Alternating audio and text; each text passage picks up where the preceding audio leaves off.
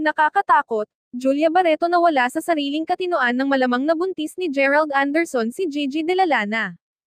Mapahanggang sa ngayon nga ay tila hindi pa nga din matapos-tapos ang usapin patungkol sa isyu na hiwalayan nila Julia Barreto at Gerald Anderson. Sa kabila nito naglabasan nga din ang speculation na isang singer at showbiz actress nga daw ang siyang kinakasama ngayon ni Gerald, at ito nga ay walang iba kundi si Gigi de la Lana at usap-usapan naman na naka-live-in na ang dalawa at nabuntisan ito ng aktor.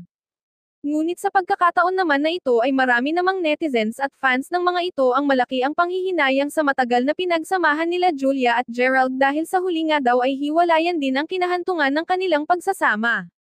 Mahigit 5 taon na nga na magkarelasyon sina Gerald at Julia at sa 5 taon nga daw na kanilang pinagsamahan ay wala pa umano sa kanilang plano ang magkapamilya at magkaanak, kaya naman todo kayod nga daw sila sa pagtatrabaho sa showbiz industry upang mas makapag-ipon sa kanikang future.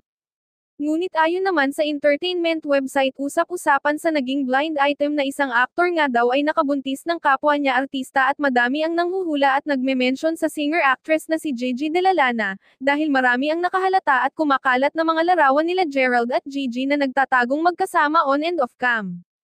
Subalit sa kabila naman nito ay may ilang netizens naman ang siyang nakapansin sa biglaang pagpa-private ni Gigi sa buong social media accounts niya at maging larawan nito sa Instagram ay limitado at pribado na din ang ilan niyang latest photo.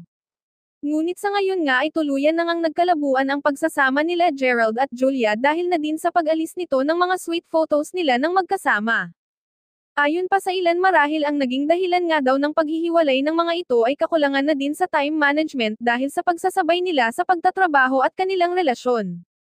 Si Julia Barreto nga ay isang kapamilya actress na kasalukuyan namang tambak ng project sa industriya dahil sa angkin nitong galing sa pag-arte, at si Gerald Anderson naman ay busy din sa kanyang ginaganapang teleserye sa ABS-CBN na Sins of the Father na kanyang pinagbidahan.